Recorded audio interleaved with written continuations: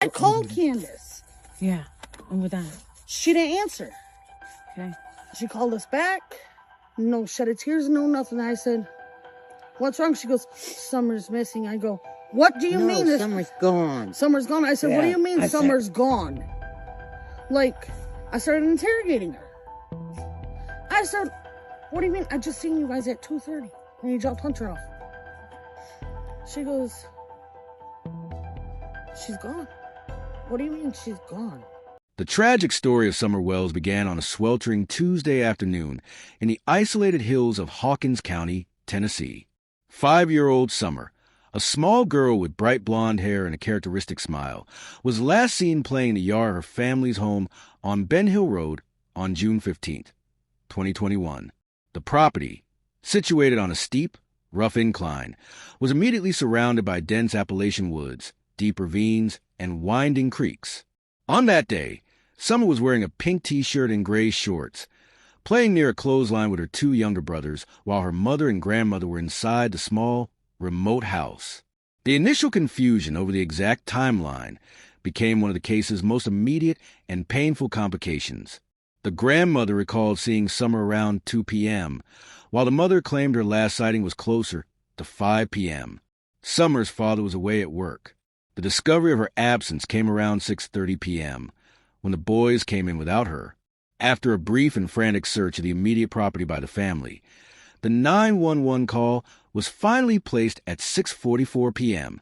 This delayed notification, at least an hour and a half after the last confirmed sighting of a missing 5-year-old in a dangerous, remote area, was flagged by investigators as a critical lapse that may have crippled the initial search efforts.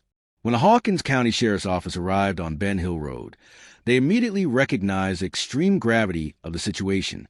Within minutes, the rural home was swarming with law enforcement officers, volunteer fire departments, and local neighbors. An urgent, desperate search began in the quickly fading daylight. The next day, Wednesday, June 16th, the case exploded into national news.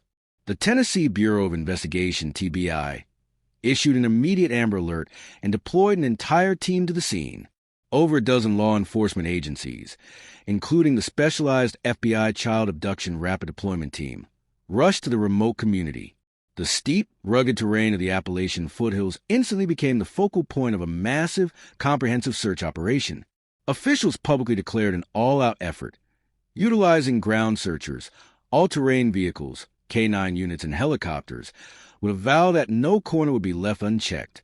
Hundreds of volunteers, including strangers from neighboring states, poured into the area to help. The search grid rapidly expanded, stretching from the immediate property down into deep ravines and across miles of dense, dark forests.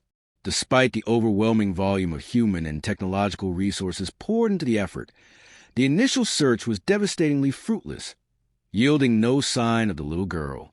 As the initial massive search concluded with no sign of Summer, the operation scaled back significantly, and the FBI eventually reduced its presence. The focus of the investigation quickly shifted and narrowed toward those closest to the child, which is often standard procedure in missing persons cases. The public's attention was immediately drawn to the Wells family's complicated history. It was widely reported that the home on Ben Hill Road was remote, unkempt, and that the family had faced significant financial hardship.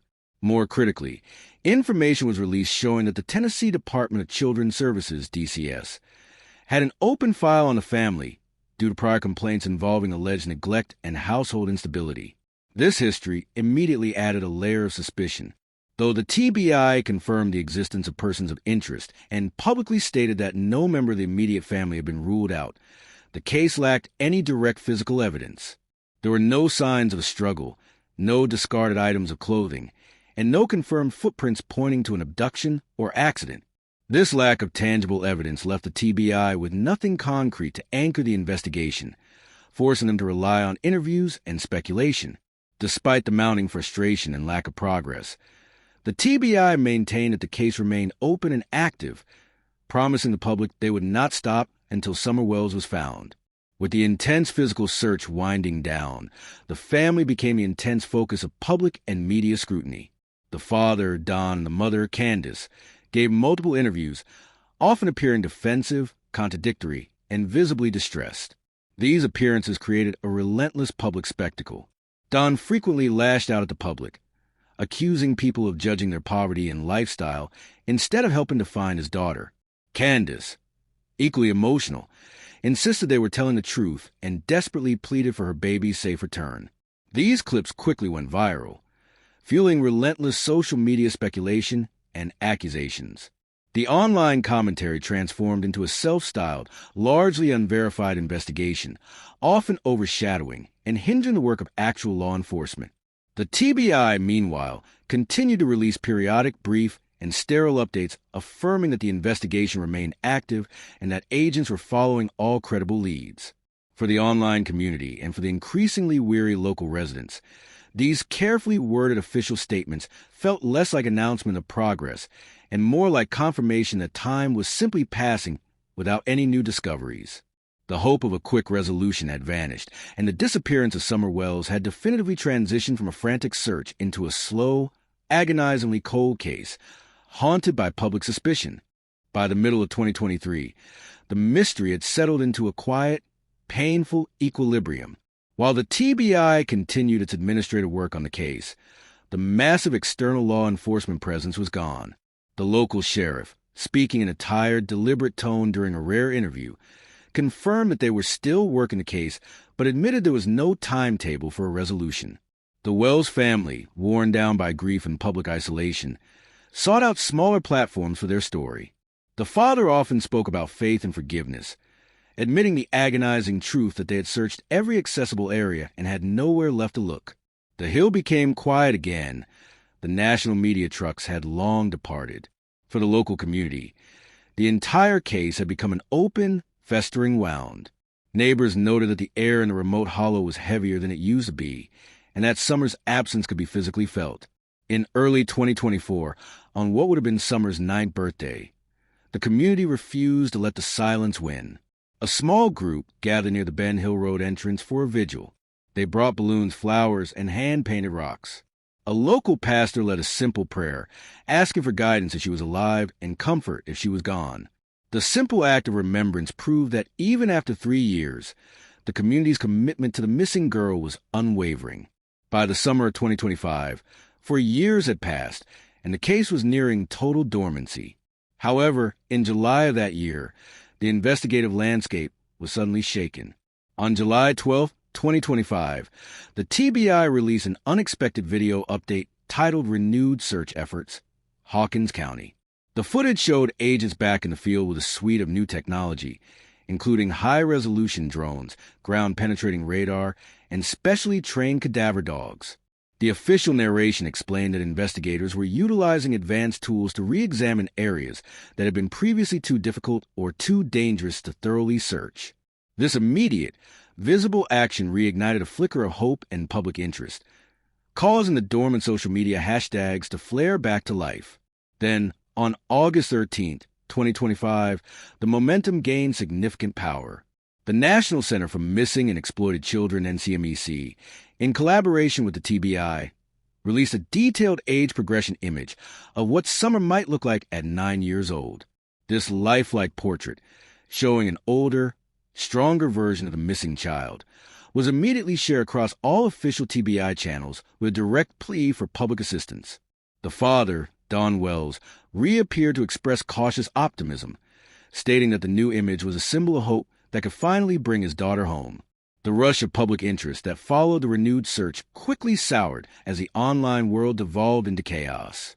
Social media, which had initially helped raise awareness, became a breeding ground for misinformation and emotional exploitation. The turmoil began in June 2025 with a viral post falsely claiming that human remains had been discovered near Beach Creek. This damaging rumor forced the Hawkins County Sheriff's Office to issue an angry statement, vehemently denying that any remains related to Summer Wells had been found. The sheriff publicly called the spread of this unverified information deeply harmful. Despite the official warning, the lies continued. A fake report circulated claiming that AI facial recognition had located Summer in another state. Frustrated law enforcement officials admitted that they were spending more time debunking falsehoods than following credible leads. The family, enduring another wave of speculation, made a desperate plea, asking the public to cease spreading lies and focus on the truth. They acknowledged that every rumor prolonged their agony and hurt their daughter's memory. The hope that the new image it brought was gradually swallowed by the pervasive mirage of social media, confirming that even in a serious investigation, digital noise could effectively block out the search for truth. By the close of August 2025, the fever pitch surrounding the renewed efforts had subsided, leaving behind a heavy quiet. Despite the intensive use of new technology, officials had found no definitive evidence, and the TBI issued a familiar yet sobering update. The investigation remained active, and no arrests had been made. When pressed about suspects, the TBI spokesperson repeated the phrase that had become a tragic refrain since 2021. No one has been ruled out. These words, once intended to keep the field open, now felt like a stark acknowledgement of the investigative impasse. There were no suspects, no definitive evidence, and no closure. Yet, as the official search waned, a resilient current of humanity persisted. On social media platforms, genuine tributes began to emerge, focused not on speculation, but on quiet remembrance of a child who should now be 9. A retired volunteer who had assisted in the original search encapsulated this enduring spirit, noting that while the police might have stopped walking the hills, the people had not stopped carrying Summer in their hearts. The volunteer observed that this continuous public memory was what kept the case alive, ensuring that even when the official investigation hit a wall, the light on the missing girl was never fully extinguished. More than 4.5 years after Summer's disappearance, the hills of Beech Creek remain silent witnesses. The case, now profoundly cold, leaves behind a painful set of lessons for both law enforcement and the public. The first lesson, continually stressed by investigators, is that the first hours matter. The delay in reporting Summer's absence has been frequently cited as a critical failure that likely prevented early intervention. The second lesson highlights systemic failures in child protection. The knowledge that the Department of Children's Services, DCS, was already involved with a family raised agonizing questions about whether a more robust, earlier intervention could have prevented the tragedy entirely. Child advocates publicly argued that waiting until a child has gone to act is a profound failure of the system. The third lesson speaks to all parents, particularly those in isolated communities. Safety cannot be assumed just because the world feels familiar. Summer vanished from her own yard in daylight, shattering the myth of small-town invincibility. As 2025 ends, the TBI maintains the case's open status, reminding the public that tips are crucial.